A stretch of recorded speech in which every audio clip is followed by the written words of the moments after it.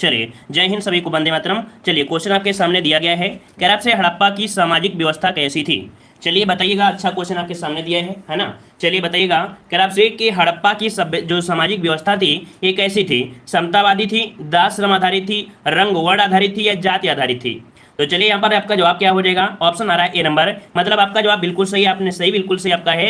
यहाँ पर समतावादी थी, क्या समतावादी थी। और हड़प्पा की खुदाई में उच्च वर्ग और निम्न वर्ग के लोगों का जो एक मकान है एक साथ ही निर्मित मिले हैं, जो उच्च लोग थे और निम्न दोनों के ही एक साथ निर्मित आपके मिले हैं ना। तो इस प्रकार से ऑप्शन क्या हो जाएगा, ए नंबर राइट हो जाएगा। आगे बढ़ते हैं, क्वेश्चन आपसे अगला पूछा गया है कि मानव द्वारा उपयोग किया गया पहला धातु कौन था। चलिए, अच्छा क्वेश्चन आपका दिया गया है, कह रहा आपसे मानव द्वारा उपयोग किया गया पहला धातु इनमें से कौन सा हो जाएगा। चलिए, एल्युमिनियम, तांबा, लोहा या चांदी, तो बिल्कुल इजी है ना, ऑप्शन बी हो जाएगा, तांबे का उपयोग सबसे पहले यहाँ पर किया गया था। ठीक है ना, क्लियर हो गया है। चलिए, और इसीलिए आपको पता है कि ताम्र पाषाण काल के नाम से भी जाना जाता है। ठीक है, चलिए आगे बढ़ते हैं, क्वेश्चन आपसे दिया गया है कि निम्न में से किस नदी के किनारे हड़प्पा और मोहनजोदड़ो के अवशेष आपके पाए गए हैं। तो बताइएगा कि हड़प्पा और मोहनजोदड़ो के जो अवशेष पाए गए हैं वो आपके कहाँ कहाँ पर पाए गए हैं। चलिए 3 का ऑप्शन लॉक करना है।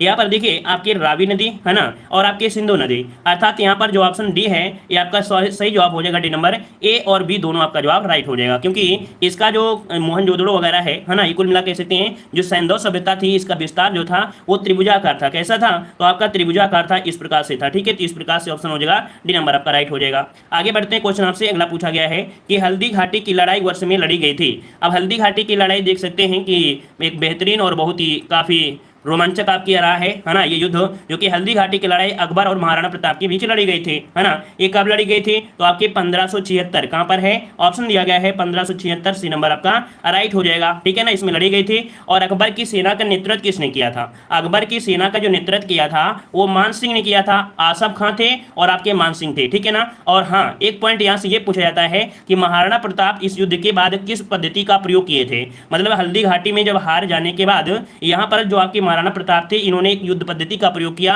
गोरिल्ला युद्ध की पद्धति, अर्थात छुप कर वार करना इन्होंने इस युद्ध के बाद शुरू कर दिया था। ठीक है, और आगे बढ़ते हैं, क्वेश्चन आपसे अगला पूछा गया है कि किस युद्ध में हुमायूं हारने के बाद भागकर भारत से बाहर चला गया। चलिए बताइएगा, यहाँ पर हुमायूं हारने के बाद भारत से भागकर चला गया था, ऐसा कौन सा युद्ध लड़ा गया था।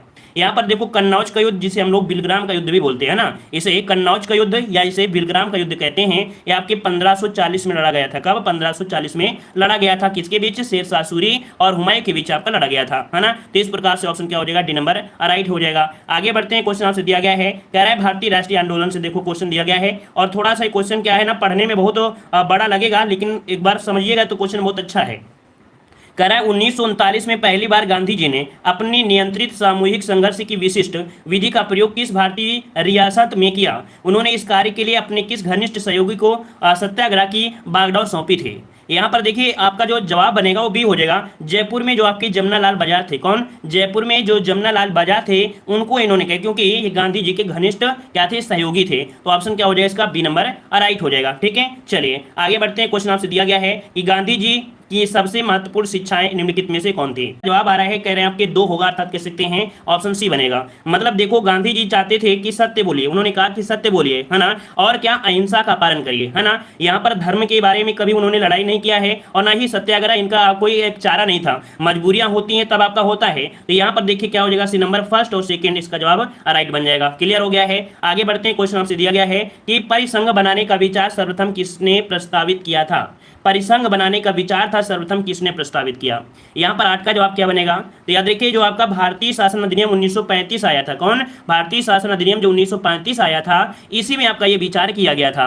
मतलब देखा जाए तो ऑप्शन क्या हो जाएगा आपका यहाँ पर, बी नंबर राइट हो जाएगा। ठीक है ना, और तो आपको पता होगा कि भारतीय परिसंघ जो कि 11 ब्रिटिश प्रांतों में 6 चीफ कमिश्नर के क्षेत्रों में देशी या रियासतों को मिलाकर ये सब बना था। ठीक है, तो इस प्रकार से बनेगा बी नंबर। आगे बढ़ते हैं, क्वेश्चन दिया गया है कि कलकत्ता, मद्रास, बंबई में उच्च न्यायालय निम्नलिखित में से किस वायसराय के कार्यकाल में अस्तित्व में आए थे। तो बताइएगा, जो कलकत्ता का उच्च न्यायालय है, बंबई, मद्रास का है, बंबई का, ये जो आपके उच्च न्यायालय हैं वो किसके वायसराय के कार्यकाल में अस्तित्व में आए थे। चलिए जवाब दीजिएगा। यहाँ पर ऑप्शन क्या बन जाएगा, तो 1861, है ना, 1861 के हिसाब से देखा जाए तो आपके लॉर्ड कैनिंग, यहाँ पर जवाब कौन सा बनेगा, बी नंबर आपका राइट हो जाएगा कि लॉर्ड कैनिंग के कार्यकाल में 1 जुलाई 1862 को कलकत्ता में, 14 अगस्त 1862 को बंबई में और 15 अगस्त 1862 को मद्रास उच्च न्यायालय की स्थापना हुई थी। तो याद रखिए सबकी डेट क्या है, है 1862 है। क्या है 1862 में तीनों किए गए हैं, लेकिन डेट का यहाँ पर अंतर दिया गया है ना, डेट आपका अंतर है। जो आपका कलकत्ता था, कलकत्ता ये आपका हुआ था 1 जुलाई को हुआ था, ठीक है 1 जुलाई को हुआ था, और 14 अगस्त को हुआ था ये मद्रास वाला, और 15 को हुआ था बंबई वाला, ठीक है ना, याद रहेगा। चलिए आगे बढ़ते हैं। क्वेश्चन दिया गया है पूर्ण स्वराज की शपथ कांग्रेस के किस अधिवेशन में ली गई थी। चलिए पूर्ण स्वराज की जो आपकी मांग थी या कह सकते हैं शपथ थी, ये किसमें दिया गया था, यहाँ पर कांग्रेस का कौन सा अधिवेशन था। तो चलिए आपका 1929 आपको याद होगा लाहौर अधिवेशन, कौन, तो आपका लाहौर अधिवेशन, जिसमें जवाहरलाल नेहरू की अध्यक्षता में ये आपका अधिवेशन हुआ था, और इसमें पूर्ण स्वराज का प्रस्ताव पारित किया गया था। कहा गया था कि 26 जनवरी 1930 को स्वतंत्रता दिवस ये मनाएंगे, है ना। तो इस प्रकार से ऑप्शन क्या हो जाएगा आपका बी नंबर राइट बन जाएगा। हाँ याद रखिएगा, रावी नदी के तट पर भारतीय तिरंगों को पहली बार ध्वजारोहण किया गया था। भारतीय तिरंगे को सबसे पहले ध्वजारोहण कहां पर किया गया था, तो रावी नदी के किनारे इसी आपकी कह सकते हैं अधिवेशन में किया गया था। इतने क्वेश्चन यहां से बनते हैं। और अगला क्वेश्चन आपका दिया है कि संसार में स्वच्छ जल की सबसे बड़ी झील कौन सी है। चलिए बताइएगा कि संसार की सबसे जो स्वच्छ झील है वो आपकी कौन सी है। तो याद रखिए कि अमेरिका और कनाडा की सीमा पर स्थित है ना। यहाँ पर कौन सी ऑप्शन सुपीरियर झील हो जाएगा। जो सुपीरियर झील है, मीठे पानी की झील है, सबसे स्वच्छ झील भी आपकी है, ठीक है। यहाँ पर अगर हम आपसे बात करें कि आपके अमेरिका और कनाडा की सीमा पर 5 झीलें हैं, कितनी है 5 झीलें स्थित है। 5 झील में आपने सुपीरियर झील तो पढ़ाई है ना, सबसे बड़ी आपकी है। अन्य झील में आपकी आती है मिशिगन झील, ह्यूरॉन झील, ओरंटियो झील, ठीक है, और एरी झील, इनमें से आपकी आती है, ठीक है। चलिए आगे बढ़ते हैं। क्वेश्चन आपसे अगला पूछा गया है कि भारत की जलवायु पर निम्नलिखित में से किसका प्रभाव नहीं पड़ता है। तो चलिए जलवायु पर, भारत की जलवायु पर किसका प्रभाव नहीं पड़ता है। यहाँ पर दिया है मानसून, तो आपका होना ही होना चाहिए। भूमध्य रेखा का जो सानिध्य है और हिंद महासागर का अस्तित्व, इनका तो पड़ता है। लेकिन ये जो गल्फ आपकी है महासागरी धारा, गल्फ महासागरी धारा, ये आपके भारत के मानसून को कोई इफेक्ट नहीं करती है, क्योंकि गल्फ स्ट्रीम वगैरह ये आपके भारत के मानसून पे नहीं रहती है ना। इस कारण से ऑप्शन क्या हो जाएगा 12 का ऑप्शन बी नंबर आपका हो जाएगा, है ना। क्योंकि भारतीय जो मानसून है वो कई प्रकार के जलवायु के प्रकारों में बटी हुई है ना। तो इस प्रकार से ऑप्शन क्या हो जाएगा बी नंबर। क्लियर हो गया है। चलिए आगे बढ़ते हैं। क्वेश्चन आपसे अगला पूछा गया है, यहाँ पर दिया कुल्लू घाटी किसके बीच अवस्थित है। कुल्लू घाटी आपने नाम सुना होगा, आपकी एक पर्वत श्रेणी है, धौलाधार पर्वत श्रेणी, है ना, और पीर पंजाल श्रेणी। तो यहाँ पर ऑप्शन कौन सा बनेगा, डी नंबर आपका हो जाएगा। नोट करिएगा, अच्छा क्वेश्चन है। कुल्लू घाटी और धौलाधार पर्वत श्रेणी है ना, मतलब कुल्लू घाटी जो स्थित है धौलाधार पर्वत श्रेणी और पीर पंजाल श्रेणी की आपके बीच स्थित है, ठीक है। अच्छा यहाँ पर जो कुल्लू है एक हिमाचल प्रदेश का एक जिला है, ठीक है ना, याद रहेगा। चलिए आगे बढ़ते हैं। क्वेश्चन आपसे अगला पूछा गया है, यहाँ पर आ गया सुनामी तरंगे किससे उत्पन्न होती हैं।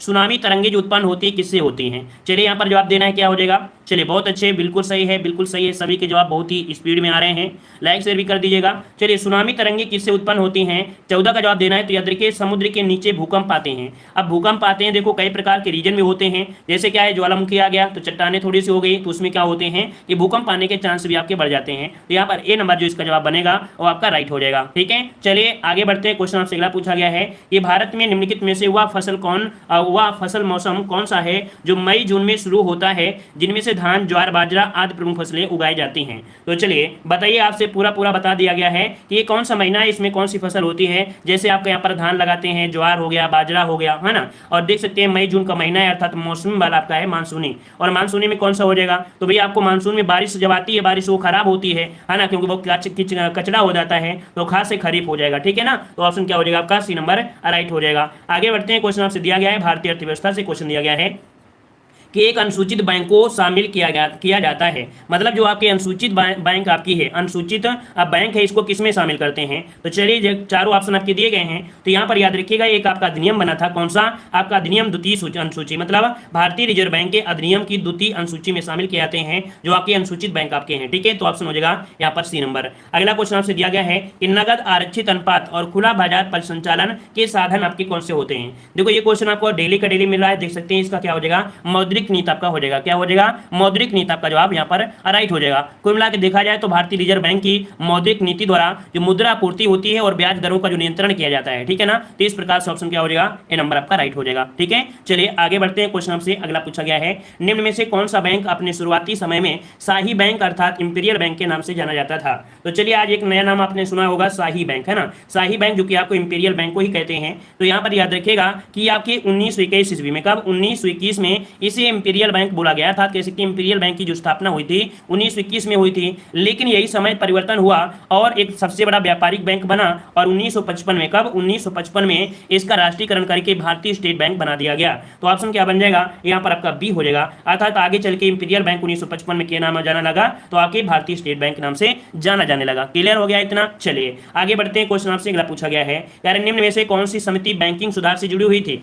और देखो आज की जो क्वेश्चन है आपके बेहतरीन लेवल है, मतलब देखा जाए जो इस प्रकार से पीटी का लेवल रहने वाला है वही लेवल इस पेपर में आज को देखने को मिल रहा है। ठीक है, चलिए 19 का जवाब देना है। याद रखिएगा कि यहाँ पर आपका दिया गया है नरसिम्हन समिति, कौन सी है, तो आपकी 19 का ऑप्शन भी हो जाएगा नरसिम्हन समिति। यह कब आई थी, तो आपके 1991 में पहली नरसिम्हन समिति की स्थापना की गई थी, जिसमें बैंकों में सुधार और वित्तीय समावेश पर टिप्पणी की गई थी। और दोबारा फिर क्या हुआ, दोबारा एक बार फिर से आई 1998 में, 1998 दूसरी नरसिम्हन समिति की स्थापना की गई थी। ये पहले वाले में हुआ था, ऑप्शन आपका बी हो जाएगा। आगे बढ़ते हैं, क्वेश्चन दिया गया है कि भारत की राष्ट्रीय आय में से किस क्षेत्र का सर्वाधिक योगदान आपका है। चलिए बताइएगा, देखो ये डेली आपको क्वेश्चन मिलता है, गलती मत करिएगा कि भारत की जो राष्ट्रीय आय है इसमें अब सर्वाधिक जो योगदान रहता है वो कौन से क्षेत्र का रहता है। तो चलिए यहाँ पर जवाब देते रहिएगा। जवाब आ रहा है यहाँ पर बी नंबर और कुछ लोग जवाब दे रहे हैं सी नंबर। याद रखिए यहाँ पर जो आपका जवाब होगा वो आपका सी नंबर होगा, तृतीय क्षेत्र। वर्तमान में याद रखिए, वर्तमान में तृतीय क्षेत्र था जो आपका सेवा क्षेत्र होता है, उसका योगदान आपके भारत में हो गया है। इस कारण से याद रखिएगा अब आपको तृतीय लगाना है ना। बहुत पहले की बात है, प्राथमिक क्षेत्र जो हुआ करता था बहुत आगे होता था, लेकिन वर्तमान में तृतीय क्षेत्र था जो आपका हो गया है। यही कारण है कहीं ना कहीं भारत डेवलप की ओर ज्यादा आगे बढ़ रहा है, इकोनॉमिक्स में आगे बढ़ रहा है। जिस देश की सेकंड वाला स्थिति अर्थात द्वितीय क्षेत्र और तृतीय क्षेत्र आपका अच्छा होता है वही सबसे ज्यादा कह सकते हैं देश उज्जवल होता है। तो चलिए आगे बढ़ते हैं। क्वेश्चन दिया गया है कि भारतीय लोकतंत्र के आदर्शों को हम संविधान में कहां देख सकते हैं, मतलब देख सकते हैं भारतीय लोकतंत्र के जो आदर्श हैं इनको हम कहां पर देखेंगे, कौन से भाग में देखेंगे। यहाँ पर 20 नंबर का जवाब देना है। तो देखो आपके जो प्रस्तावना है, क्या प्रस्तावना, याद रखिएगा कि भारतीय लोकतंत्र के जो आदर्श हैं क्या, कि हम भारत के लोग, है ना, हम भारत के लोग, ये संविधान की उद्देशिका में ही देख सकते हैं। इसमें बहुत ही भव्य और उदार शब्दों का प्रयोग हुआ है। अगर आप कभी पढ़ें और अच्छे से देखें तो ऐसे ऐसे शब्दों का इसमें प्रयोग किया गया है, वे सभी आपके उच्चतम मूल्यों को भी साकार किया गया है। तो इस प्रकार से ऑप्शन क्या हो जाएगा, ए नंबर आपका राइट हो जाएगा। क्लियर हो गया है। चलिए आगे बढ़ते हैं। क्वेश्चन आपसे दिया गया है, नए राज्य बनाना, उसके नाम और सीमा में परिवर्तन करने की शक्ति निम्न में से किसके पास है। तो चलिए यहाँ पर लाइक शेयर करते रहिए क्योंकि आज का मॉडल पेपर आपका बेहतरीन होगा। ज़्यादा से ज़्यादा लोग जुड़ने का प्रयास करें, ठीक है, शेयर भी करते रहें। चलिए देखो यहाँ पर जवाब आ गया है कि नए राज्य का अगर बनाना है, उसके नाम की सीमा परिवर्तन करना है और ऐसी शक्ति जो दी गई है किसके पास। 22 का ऑप्शन भी हो जाएगा, आपके संसद के पास है। किसके पास, तो आपके संसद के पास है। आपको भाग 1 में बताया भी गया होगा कि भाग 1 जो आपका आर्टिकल नंबर आपका 3 है, इसके तहत किसी राज्य का क्षेत्र अपना अलग करके 2 या 2 से अधिक कर सकते हैं। ठीक है, और आगे बढ़ते हैं। क्वेश्चन आपसे दिया गया है कि उच्चतम न्यायालय की जो न्यायिक पुनरीक्षण कार्य का क्या अर्थ होता है। आपने नाम सुना होगा कि उच्चतम न्यायालय में जो न्यायिक पुनरीक्षण होता है इसका मतलब क्या होता है। तो देखो यहाँ पर इसका मतलब होता है यहाँ पर कि कानूनों की जो संवैधानिक बद्धता है उसका पुनरीक्षण किया जा सकता है। यहाँ पर ऑप्शन जो बनेगा कौन सा हो जाएगा, सी नंबर इसका जवाब राइट हो जाएगा। ठीक है, सी नंबर इसका जवाब राइट हो जाएगा। और आगे बढ़ते हैं। क्वेश्चन आपसे अगला पूछा गया है, यहाँ पर देखो दिया गया है भारत के प्रधानमंत्री के सेवानिवृत्ति होने की आयु कितनी है। तो भारत के जो प्रधानमंत्री हैं सेवा मुक्त अर्थात सेवानिवृत्त हो सकते हैं, ये कितनी आयु में हो सकते हैं। यहाँ पर 24 का जवाब देना है। तो चलिए कहाँ पर यहाँ पर जवाब आ रहा है, कह रहे हैं ऑप्शन बनेगा आपका डी नंबर। तो देखो डी नंबर आपका जवाब हो जाएगा। कोई ऐसी सीमा आपकी नहीं है जब तक वो अपने क्या कंडे की स्थिति में नहीं जाते हैं, जब तक उन्हें माचिस लगाकर जला ना दिया जाए तब तक ऐसी कोई सीमा नहीं है, वो बने रह सकते हैं। ठीक है, आगे बढ़ते हैं। क्वेश्चन आपसे दिया गया है, कह रहा है भारतीय संविधान का अंतिम व्याख्याकार कौन है। ये भी क्वेश्चन आपका बहुत ही लाजवाब है, बेहतरीन है। बताइएगा, कह रहा है भारतीय संविधान का अंतिम व्याख्याकार कौन होता है। चलिए लॉक करिए जल्दी से। यहाँ पर जवाब आ रहा है ऑप्शन यहाँ पर आपका डी। देखो सर्वोच्च न्यायालय कहाँ पर है, ऑप्शन डी होता है। यही अंतिम व्याख्याकार होता है और इसी का निर्णय सर्वप्रथम मान्य होता है। ठीक है ना, तो इस प्रकार से ऑप्शन हो जाएगा डी नंबर। आगे बढ़ते हैं। क्वेश्चन दिया गया है सामान्य विज्ञान के, कह रहे सब्जियां खराब होती हैं क्योंकि उनमें किसकी मात्रा अधिक होती है। तो चलिए 26 का जवाब दीजिएगा। यहाँ पर बताइए कि सब्जियां खराब हो जाती हैं, है ना, उनमें किसकी मात्रा ज़्यादा होती है। आलू तो जल्दी खराब होती नहीं है, आलू तो जल्दी नहीं खराब होती है। क्यों, क्योंकि पानी की मात्रा इतनी होती नहीं है। लेकिन जो हरी हरी सब्जियां होती हैं उनमें पानी की मात्रा बहुत ज़्यादा होती है, जिस वजह से क्या होती है, जल्दी से खराब हो जाती हैं। क्लियर हो गया ना। तो यहाँ पर इनके साथ साथ कार्बनिक पदार्थ भी होते हैं, कार्बोहाइड्रेट, वसा, प्रोटीन, खनिज लवण, ये सब जो होती हैं सब्जियों को सड़ाती हैं। लेकिन मेन कौन होता है, जाल होता है। ठीक है, अगला दिया गया है कि वृक्क की कार्यात्मक इकाई कौन सी होती है। वृक्क की कार्यात्मक इकाई इनमें से क्या होती होती है, तो यहाँ पर आपका जवाब क्या बन जाएगा, आपका सी हो जाएगा, नेफ्रॉन होती है। क्या होता है, नेफ्रॉन। अर्थात जो आपका वृक्क बना होता है वो आपकी असंख्य कह सकते हैं, बहुत ही करोड़ों की संख्या में आपके नेफ्रॉन आपके होते हैं, उसी के माध्यम से यहाँ पर आपका जवाब हो जाएगा सी नंबर राइट हो जाएगा। क्लियर हो गया है। चलिए आगे बढ़ते हैं। क्वेश्चन आपसे दिया गया है कि बृहत्तम ऊंचाई से गिरती हुई वर्षा की बूंदों के सापेक्ष निम्नलिखित में से कौन सा कथन सत्य हो जाएगा। तो देखते हैं यहाँ पर पहला पॉइंट दिया गया है कि अनंत वेग के साथ साथ गिरना जो कि भिन्न भिन्न बूंदों के लिए भिन्न भिन्न होगा, है ना। फिर इसके बाद दिया है वे समान वेग के साथ गिरेंगे, उनका वेग बढ़ेगा और वो धरती पर भिन्न वेग गति से पड़ेंगे, उनका वेग बढ़ेगा और वे समान वेग से धरती पर पड़ेंगे। मतलब ये क्वेश्चन को ऐसे घुमाया गया है, लेकिन पहला ही आंसर आपका बन जाएगा कि अनंत वेग के साथ गिरना जो कि भिन्न भिन्न बूंदों के लिए भिन्न भिन्न आपका होगा, कोई यहाँ पर छोटी कोई आपकी बड़ी, इस हिसाब से कौन बनेगा, यहाँ पर आपका बी नंबर राइट हो जाएगा, ए नंबर आपका राइट हो जाएगा। इसका कारण भी यही होता है गुरुत्वाकर्षण का खिंचाव, है ना। बृहद ऊंचाई में है गिरती है तो उनका जो खिंचाव होता है, वेग होता है, उस उनके साइज पर डिपेंड होता है कि उनकी साइज क्या है। ठीक है, चलिए आगे बढ़ते हैं। क्वेश्चन आपसे दिया गया है, यहाँ पर देखो क्वेश्चन आपका आ गया, निम्नलिखित में से किस द्रव में श्यानता अधिक होती है। चलिए, तेल है, दूध है, जल है या पेट्रोल है। तो यहाँ पर देखो श्यानता का मतलब होता है गाढ़ापन से। क्या होता है, श्यानता का मतलब होता है गाढ़ापन से होता है ना। तो चलिए एक मिनट, एक बार और थोड़ा सा उनका वेग बढ़ेगा नहीं कुछ। चलिए यहाँ पर बताइए 29 नंबर में कि निम्नलिखित में से किस द्रव में श्यानता अधिक होती है। चलिए लॉक करिए जल्दी से। कह रहे तेल है, दूध है, जल है और आपका पेट्रोल है। तो यहाँ पर जवाब क्या हो जाएगा, तो सबसे गाढ़ा इनमें से क्या होता है, सबसे गाढ़ा होता है क्या, तेल होता है। क्या होता है, सबसे गाढ़ा क्या होता है, तो आपका तेल होता है। यहाँ पर दूध नहीं होता है, ठीक है, तेल होता है, सबसे गाढ़ा होता है। ठीक है, तो श्यानता इसकी जवाब की है। यहाँ पर दिया निम्नलिखित में से किस एक में रजत नहीं है। मतलब नाम से तो ये सिल्वर है, नाम से सिल्वर है, लेकिन वास्तविकता ये आपके रजत नहीं है। तो चलिए यहाँ पर सही जवाब कौन सा बनेगा, तो चलिए 30 नंबर का ऑप्शन आ रहा है बी। याद रखिए जर्मन सिल्वर। कौन, तो ये जो जर्मन सिल्वर है ना, जर्मन सिल्वर अर्थात ये चांदी की तरह चमकदार होती है, किंतु इसमें चांदी नहीं होती है ना।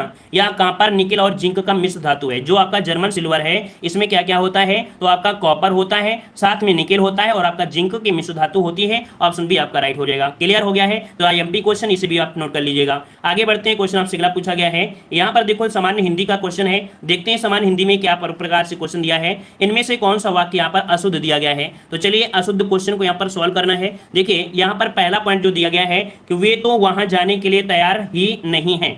फिर कह रहा है मुझे आशा है कि आप मेरे सुझावों पर विचार करेंगे। 2-4 साल बाद ये तो नहीं होंगे लेकिन ये होगा। देखो यहाँ पर जो ऑप्शन सी नंबर है ना, 2-4 साल बाद ये तो नहीं होंगे लेकिन ये होगा, है ना। यहाँ पर जो ऑप्शन कौन सा है, सी नंबर यहाँ पर हो जाएगा। कुल मिला के यहाँ पर जो शुद्ध वाक्य किया जाए तो हो जाएगा कि 2-4 साल बाद ये तो नहीं होंगे पर ये होगा, ये अशुद्ध वाक्य आपका है। यहाँ पर कह सकते हैं कि स्थान पर यह होना चाहिए था। ठीक है, चलिए आगे बढ़ते हैं। क्वेश्चन आपसे दिया गया है, यहाँ पर दिया खर का पर्यायवाची शब्द क्या होता है। आपने बहुत बार पढ़ा होगा, हमने पढ़ाया है खर का पर्यायवाची क्या होता है, खर किसे कहते हैं, तो बताइएगा। यहाँ पर ऑप्शन आ रहा है 37 नंबर में, ऑप्शन 37 का आ रहा है सी नंबर और यहाँ पर डी नंबर आ रहा है। तो चलिए देखिए यहाँ पर आपका जवाब डी हो जाएगा। खर मतलब क्या होता है, जो गधा होता है ना, गधा। यहाँ पर याद रखिए गधा के पर्यायवाची मैंने बताया था कि गधा हो गया, धूसर हो गया, है ना, चक्री वाहन भी बोला जाता है, इसे रासव भी बोला जाता है। ठीक है ना, यहाँ पर आपका डी आपका जवाब राइट हो जाएगा। ठीक है, और एक नाम बहुत प्यारा होता है, प्यारा नाम याद रखिएगा, वैशाख नंदन। क्या याद रखिए, इनको बोला जाता है वैशाख नंदन। तो आपको याद रखिए वैशाख नंदन भी बोला जाता है। ठीक है, चलिए आगे बढ़ते हैं। सच्छास्त्र का उचित आपको विच्छेद करना है। चलिए सच्छास्त्र का उचित संधि विच्छेद इनमें से क्या हो जाएगा, 38 नंबर में। तो यहाँ पर देखो अगर तोड़ेंगे तो चा का परिवर्तन क्या होता है, ता हो जाता है। जब भी कभी छा के पहले चा आता है तो उसका कन्वर्ट किसमें होता है, आपके ता में आपका हो जाता है। तो यहाँ पर आपका जो बन जाएगा कौन सा हो जाएगा, ऑप्शन सी नंबर यहाँ पर आपका राइट हो जाएगा। सच्छास्त्र इस प्रकार से आपका राइट बनेगा। ठीक है ना, इस प्रकार से आपका बनेगा और यहाँ पर ये जो छा है आपका सा में कन्वर्ट हो जाएगा। आगे बढ़ते हैं। क्वेश्चन दिया है कौटिल्य का विलोम शब्द क्या होता है। कौटिल्य का विलोम क्या होता है, देखो कौटिल्य मतलब होता है कुटिलता। क्या होता है, कौटिल्य का अर्थ होता है कुटिलता, है ना, कुटिलता होता है। और इसका जो सरलता बन जाएगा, और सरलता को बोलते हैं आर्जव। क्या बोलते हैं, आर्जव। तो यहाँ पर आर्जव कहाँ पर लिखे हैं, ऑप्शन बना आपका सी नंबर। याद रखिए कौटिल्य का अर्थ होता है कुटिलता, तो इसका विपरीत बनेगा क्या, सरलता। सरलता को कहते हैं आर्जव कहते हैं। क्या, आर्जव कहते हैं, या इसे हम लोग बोल देते हैं नम्रता। क्या बोल देते हैं, नम्रता बोल देते हैं। तो इस प्रकार से यहाँ पर आपका सी हो जाएगा। आगे बढ़ते हैं। क्वेश्चन दिया गया है नियति शब्द का समानार्थी शब्द बताइएगा। तो यहाँ पर नियति, नियति मतलब क्या होता है, बोलते हैं नियति सही नहीं है, बोलते हैं ना नियति सही नहीं है मतलब भाग्य सही नहीं है ना। और भाग्य नहीं सही है तो फिर दिक्कतें हो जाती है। तो इस प्रकार से ऑप्शन क्या हो जाएगा, सी नंबर राइट हो जाएगा। क्लियर हो गया है। चलिए आगे बढ़ते हैं। क्वेश्चन दिया गया है समसामयिकी से दिया गया है कह रहा आपसे कि द टाइम के द्वारा जारी 2020 के 50 मोस्ट डिजायरेबल मैन लिस्ट में कौन पहले स्थान पर रहा है। तो देखो यहाँ पर इरफान खान है, कादर खान है, सुशांत सिंह राजपूत हैं और आपके सुनील कपूर हैं। अब ये बताइएगा कि इनमें से पहले स्थान जो रहा है कौन रहा है। तो 51 का ऑप्शन क्या बन जाएगा, तो यहाँ पर ऑप्शन सी हो जाएगा, ये सुशांत सिंह राजपूत हैं। कौन, तो आपके सुशांत सिंह राजपूत हैं, जो कि द टाइम्स के द्वारा जारी की गई है ना, जो कि 2020 के जो मोस्ट आपके रहे हैं वो आपकी इस लिस्ट में सुशांत सिंह राजपूत पहले स्थान पर रहे हैं। ठीक है ना, याद रहेगा। चलिए, और इसके हिसाब से देखा जाए कि जो सेकंड स्थान पर आपके रहे हैं वो आपके रिया चक्रवर्ती रही थी। ठीक है, मतलब लिस्ट में देखा जाए जो महिलाओं के हिसाब में है। ठीक है, चलिए आगे बढ़ते हैं। क्वेश्चन आपसे दिया गया है कि प्रथम विश्व युद्ध के दौरान फ्रांस के लिए लड़ने वाले सेनेगल के 2 सैनिकों की कहानी के लिए डेविड डियोज को किस पुरस्कार से सम्मानित किया गया है। देखिए कितने दिनों की बात है, कह रहा है प्रथम विश्व युद्ध के दौरान फ्रांस के लिए लड़ने वाले सेनेगल के 2 सैनिकों की कहानी के लिए डेविड डियोप को किस पुरस्कार से सम्मानित किया है। इन्होंने 2 सैनिकों के बारे में लिखा है और इनको यह कहानी के लिए पुरस्कार दिया गया है। कौन सा, तो ऑप्शन बी हो जाएगा, अंतरराष्ट्रीय बुकर पुरस्कार। क्या, अंतरराष्ट्रीय बुकर पुरस्कार आपका जवाब राइट हो जाएगा। क्लियर हो जाएगा, क्लियर है ना। और ये जो कह सकते हैं पहले फ्रांसीसी विजेता बने हैं, ये पहले फ्रांसीसी विजेता बने जिनको ये पुरस्कार दिया गया है। ठीक है, आगे बढ़ते हैं। क्वेश्चन आपसे दिया गया है, कह रहा आपसे एनएचपीसी लिमिटेड ने हाल ही में कितने मेगावाट के रतले पनबिजली परियोजना के लिए Ratle hydroelectric power corporation limited का गठन किया है। तो चलिए यहाँ पर रतले पनबिजली परियोजना है जो कि देख सकते हैं Ratle hydro electric power corporation limited का गठन किया है। ये कितना आपका कह सकते हैं होगा मेगावाट का, तो 53 का ऑप्शन डी हो जाएगा, 850 मेगावाट है। 850 मेगावाट आपका जवाब बनेगा। क्लियर है ना। ये कहां पर, तो आपके कह सकते हैं रतले बिजली परियोजना जम्मू कश्मीर में चिनाव नदी पर स्थित है। किसमें, तो आपकी जम्मू कश्मीर के चिनाव नदी पर आपका है। ठीक है, चलिए आगे बढ़ते हैं। क्वेश्चन आपसे अगला पूछा गया है, कह रहा प्रधानमंत्री नरेंद्र मोदी ने हाल ही में देश में कितने वर्ष से अधिक उम्र के नागरिकों के लिए मुफ्त वैक्सीन मुहैया कराने की घोषणा किया है। तो चलिए बताइएगा कितने वर्ष में। तो ये सिंपल सी बात है, आप सभी को याद होगा 18 वर्ष है ना। 18 वर्ष के जितने भी आपके ऊपर के हैं सबको फ्री की आपकी है, ताकि दूसरी लहर के बीच लोगों को जागरूकता बढ़ी रहे, है ना। चलिए आगे बढ़ते हैं। क्वेश्चन आपसे अगला दिया गया है कि भारत की कौन सी ट्रांसजेंडर इंटरनेशनल ब्यूटी क्वीन नाज जोशी ने हाल ही में इम्प्रेस अर्थ 2021-22 का खिताब जीत लिया है। ये देख सकते हैं, ये आपकी भारत की जो है ट्रांसजेंडर आपकी इंटरनेशनल ब्यूटी क्वीन आपके हैं, नाम है नाज जोशी, है ना। और इन्हें कह सकते हैं 2021-22 का खिताब जीता है। यहाँ पर 55 का ऑप्शन बनेगा ए नंबर। ये पहली है, क्या है, ये आपकी पहली है, याद रखिए पहली है जिन्होंने ये किताब अपने नाम इन्होंने किया है। ठीक है ना। और आगे बढ़ते हैं। क्वेश्चन आपसे अगला पूछा गया है कि प्रधानमंत्री नरेंद्र मोदी ने हाल ही में किस योजना के तहत 80 करोड़ गरीब लोगों को दिवाली तक मुफ्त राशन देने की घोषणा की है। बहुत ही बेहतरीन है और आईएमपी क्वेश्चन, इसको नोट करिएगा। ठीक है ना, कब तक की बात की है, दिवाली तक। ठीक है, 80 करोड़ गरीब लोगों को यहाँ पर मुफ्त राशन आपको देंगे। ये कौन सी योजना चलाई गई थी जिसके तहत आपका है, ये योजना थी आपकी प्रधानमंत्री गरीब कल्याण अन्न योजना। ठीक है, कौन सी, तो ऑप्शन बन जाएगा ए नंबर, आपका राइट हो जाएगा। इसके तहत देश के 80 करोड़ गरीब लोगों को यहाँ पर दिवाली तक मुफ्त राशन आपको दिया जाएगा, ये आपका हो जाएगा। ठीक है, आगे बढ़ते हैं। क्वेश्चन आपसे अगला पूछा गया है, यहाँ पर दिया गया निम्न में से किस देश ने हाल ही में 3 से 17 साल तक की उम्र के बच्चों के लिए सिनोवैक बायोटेक की वैक्सीन के इस्तेमाल की मंजूरी दे दिया है। मतलब जो 3 से 17 साल तक की उम्र के बच्चे हैं उनको एक वैक्सीन के दिया गया है, वैक्सीन का नाम है सिनोवैक्सीन बायोटेक की वैक्सीन के इस्तेमाल की मंजूरी मिल चुकी है। ये आपका कौन है, तो आपके चीन में। ठीक है, कहां पर, तो आपके चीन में है, याद रखिए चीन में। ठीक है ना। चलिए आगे बढ़ते हैं क्वेश्चन, और ये ऐसा करने वाला पहला देश बना है जो इतने बच्चों को दे रही है। ठीक है ना, छोटे बच्चों को। अगला क्वेश्चन आपसे यहाँ पर आपसे दिया गया है कि विद्युत मंत्रालय का किस विद्युत कंपनी ने हाल ही में कंवरजेस एनर्जी सर्विसेज लिमिटेड के साथ ई मोबिलिटी समझौते पर हस्ताक्षर किया गया है। यहाँ पर एक विद्युत कंपनी है, ये विद्युत कंपनी का नाम है आपका एनएचपीसी लिमिटेड। क्या नाम है, तो यहाँ पर आपका डी नंबर हो जाएगा कि आपकी एनएचपीसी लिमिटेड विद्युत मंत्रालय की विद्युत कंपनी एनएचपीसी लिमिटेड ने हाल ही में एनर्जी और एफिशिएंसी सर्विसेज लिमिटेड की पूर्ण स्वामित्व वाली सहायक कंपनी करवेज आप कह सकते हैं लिमिटेड आपकी हो चुकी है। ठीक है, तो इस प्रकार से ऑप्शन आपको डी नोट कर लेना है। ठीक है, चलिए आगे बढ़ते। क्वेश्चन दिया गया है, निम्न में से किस विभाग ने हाल ही में अपना एक नया ई फाइलिंग पोर्टल लॉन्च किया है। तो चलिए यहाँ पर आपका दिया गया है फाइलिंग पोर्टल लॉन्च किया है, ये आपके किस विभाग ने, तो 59 का ऑप्शन सी हो जाएगा। ये जो आपका आयकर विभाग है, इसको भी नोट करिए। अच्छा क्वेश्चन आपका है। देखो जिसमें हम बोलते हैं कि अच्छा क्वेश्चन है उसका स्क्रीनशॉट लिया करें। हर एक क्वेश्चन को हम अच्छा नहीं बोलते हैं, लेकिन जो संभावित होता है कि ये मिल सकता है ना एग्जामों में, तो उसको हम बोल देते हैं अच्छा क्वेश्चन है, तो उसको नोट कर लिया करें। ठीक है ना। तो याद रखिएगा कि आयकर विभाग जो आपका है, आयकर विभाग आपका है, तो आयकर विभाग ने हाल ही में अपना एक नया ई फाइलिंग पोर्टल आपका लॉन्च किया है, जिसका उद्देश्य है कि देश के जो आपके करदाता हैं, करदाताओं को सुविधा के साथ साथ आधुनिक और कह सकते हैं कि निर्बंध युक्त आपका कह सकते हैं अनुभव प्राप्त किया जा सकता है। ठीक है ना। तो यहाँ पर आपका जवाब हो जाएगा कौन सा, यहाँ पर आपका सी हो जाएगा। इसके तहत क्या होगा, जो पोर्टल पर जाएंगे उनको एक नया कॉल सेंटर नंबर भी दिया जाएगा। ठीक है, चलिए आगे बढ़ते हैं। क्वेश्चन आपसे दिया गया है, यहाँ पर आपका आ गया है कि जून 2021 से जून 2024 के लिए हाल ही में रणजीत सिंह, कौन है आपके, तो रणजीत सिंह डिसाले को किस विशिष्ट संस्था का नया शिक्षा सलाहकार नियुक्त किया गया है। तो चलिए नया शिक्षा सलाहकार नियुक्त किया गया है, यहाँ पर आपका जवाब हो जाएगा कौन सा, स्टार्ट में ऑप्शन बी आपके विश्व बैंक का। किसका, तो आपके विश्व बैंक का ये चुना गया है, याद रखिए काफी अच्छा है। और उन्हें लड़कियों की शिक्षा और कह सकते हैं कि QR कोड आधारित किताबों के अभियान को बढ़ावा देने के लिए यहाँ पर इन्हें नियुक्त भी किया गया है और सम्मानित भी किया जा चुका है। ठीक है, आगे बढ़ते हैं। क्वेश्चन आपसे अगला पूछा गया है, यहाँ पर आपका दिया गया है सामान्य जागरूकता। इंडिया टुडे क्या है, आपने इंडिया टुडे पढ़ा होगा, बताइएगा इंडिया टुडे है क्या।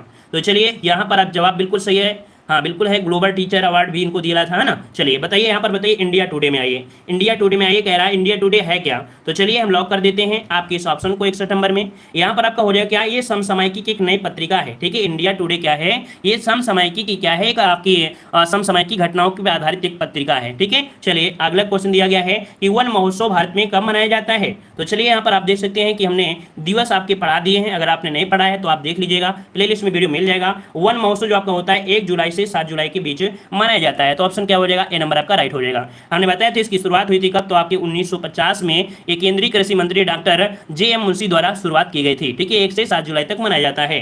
आगे बढ़ते हैं, क्वेश्चन आपसे अगला पूछा गया है कि संयुक्त राष्ट्र संघ की स्थापना कब हुई थी। तो ये भी क्वेश्चन आप लोग नोट कर लीजिए, क्योंकि ये भी क्वेश्चन आपका संभावित है, एग्जाम में आपका मिल भी सकता है, याद रखिएगा। ठीक है ना, तो चलिए संयुक्त राष्ट्र संघ की जो स्थापना हुई थी वो आपकी कब हुई थी। तो यहाँ पर 24 अक्टूबर, आपको याद होगा कि 24 अक्टूबर को संयुक्त राष्ट्र दिवस मनाया जाता है, और आपका 1945 है ना, तो 24 अक्टूबर 1945 को संयुक्त राष्ट्र संघ की स्थापना की गई थी। याद रहेगा, इतना पॉइंट सभी को याद रहेगा। मुख्यालय अगर पूछे तो क्या बताओगे, न्यूयॉर्क। ठीक है, क्या है इसका मुख्यालय, कहां पर है, तो आपके न्यूयॉर्क में है। ठीक है, चलिए आगे बढ़ते हैं। क्वेश्चन आपसे अगला पूछा गया है, गुरु गोपीनाथ निपुण थे, यहां पर दिया है गुरु गोपीनाथ, और गुरु गोपीनाथ जो थे एक कथकली डांसर हैं, क्या है, तो यहां पर 64 का ऑप्शन हो जाएगा, ये परंपरागत जो अनुशासन में निपुण थे, और यहां पर जो ऑप्शन बनेगा आपका बी नंबर, यहां पर आपका राइट हो जाएगा। ठीक है, चलिए आगे बढ़ते हैं। क्वेश्चन आपसे अगला पूछा गया है, निम्न में से कौन सार्क का सदस्य नहीं है। अब देखो सार्क का सदस्य नहीं है, आप सभी लोग जवाब दे सकते हैं। हमने एक ट्रिक बताई थी, आपको याद होगा कि सार्क का मुख्य जो सदस्य नहीं है कौन नहीं है। फिर से यहाँ पर नए लोग जुड़े हैं, तो बस जल्दी से यहाँ पर बता देंगे कि आपका ये भारत है, और भारत के पड़ोसी देशों की संख्या देखा जाए तो आपके 9 है। कौन से 9 है, 7 आपके स्थल के साथ जुड़े हैं, और एक श्रीलंका है, यार आपका कौन सा, मालदीव है ना, और एक मिला दिया जाए भारत तो कितना हो गया, 10 हो गया ना। हमने बताया था सार्क मछली बहुत खतरनाक होती है ना, सब लोग डरते हैं, लेकिन जो चाइना वाले होते हैं अर्थात चीन वाले होते हैं, वो मार मार कर, अर्थात म्यांमार मार मार कर क्या करते हैं, सार्क को उठा ले जाते हैं। तो यहाँ पर याद रखिएगा जो चीन है ना, क्या है, चीन है, वो मार मार कर को लेके चला जाता है। तो चीन और म्यांमार भाग गए, तो बचे कितने, तो आपके 8 बचे। तो याद रखिएगा कि आपको कभी भी पूछे तो ये पॉइंट आपको याद रखना है कि चीन और म्यांमार इसमें शामिल नहीं है, लेकिन आपके 8 देश आपके हो जाएंगे। तो इस हिसाब से कौन सा हो गया, ऑप्शन बी नंबर राइट हो जाएगा, म्यांमार इसमें शामिल नहीं है। 8 सदस्य देश है, इसका मुख्यालय आपके काठमांडू है। क्लियर है, चलिए बहुत अच्छे, वेरी गुड। अगला क्वेश्चन आपसे दिया है, पहला गुटनपेच आंदोलन कहां पर आयोजित हुआ था। यहाँ पर 66 नंबर आपको दिख नहीं रहा होगा, फिर भी हम आपको बता दे रहे हैं कि पहला गुटनपेच जो आंदोलन हुआ था ये आपके बेलग्रेड में हुआ था। कहां पर, बेलग्रेड में आपका हुआ था 1961 में। अगला क्वेश्चन दिया गया है कि भारत को पहला नोबेल पुरस्कार किस क्षेत्र में प्राप्त हुआ था। चलिए थोड़ी सी पीडीएफ गड़बड़ है, लेकिन आप लोग सुनते रहिएगा। ठीक है, भारत को पहला नोबेल पुरस्कार किस क्षेत्र में हुआ था। आप सभी को याद है कि भारत को पहला नोबेल पुरस्कार जो मिला था वो मिला था आपके 1913 में, और किस क्षेत्र में, साहित्य के क्षेत्र में रविन्द्रनाथ टैगोर को दिया गया था, है ना। अगला दिया गया है कलिंग पुरस्कार किसके द्वारा दिया जाता है। कलिंग पुरस्कार किसके द्वारा दिया जाता है, तो याद रखिए ये यूनेस्को द्वारा विज्ञान के क्षेत्र में वैज्ञानिकों को प्रोत्साहन के लिए किया जाता है। तो यहाँ पर यूनेस्को जवाब आपका हो जाएगा, और किसके लिए, तो विज्ञान के क्षेत्र को बढ़ावा देने के लिए किया जाता है। अगला क्वेश्चन आपसे यहाँ पर दिया गया है, पैराग्राफ से नेशनल स्कूल ऑफ ड्रामा निम्नलिखित में से किस शहर में स्थित है। मतलब जो भारत का राष्ट्रीय नाट्य विद्यालय है, भारत का राष्ट्रीय नाट्य विद्यालय है, ये कहां पर मिलेगा, तो आपके नई दिल्ली में है। कहां पर है, नई दिल्ली, बिल्कुल जवाब सही है, नई दिल्ली आपका जवाब राइट हो जाएगा, है ना। और ये भारत के तहत एक आपका स्वच्छ संगठन भी है। अगला क्वेश्चन दिया गया है, निम्नलिखित में से कौन सा देश संयुक्त राष्ट्र सुरक्षा परिषद का स्थायी सदस्य नहीं है। अब स्थायी सदस्य नहीं है तो इसको भी आपको पढ़ लेना है, क्योंकि संयुक्त राष्ट्र के जो आपके 5 जो आपके हैं स्थायी सदस्य हैं, और एक जो 10 आपके हैं वो आपके अस्थायी सदस्य आपके होते हैं। स्थायी सदस्यों में कौन कौन है, तो आपका यूके हो गया, यूएसए हो गया, चीन और फ्रांस और आपके रूस, है ना। कौन कौन, यूके, यूएसए, चीन, फ्रांस और आपके रूस। तो इसमें से स्थान किसका नहीं आया है, ऑस्ट्रेलिया के स्थान इसमें से नहीं मिला है। क्लियर हो गया है, चलिए लिंक लीजिए और क्लिक करिए, अगली क्लास आपकी स्टार्ट होने वाली है, तो अगली क्लास में पहुंचते हैं सभी लोग। ठीक है, धन्यवाद, जय हिंद। लाइक शेयर भी करिएगा, काफी लोग जुड़े रहे हैं तो लाइक शेयर भी करिएगा। ठीक है, और अगली क्लास में आइए।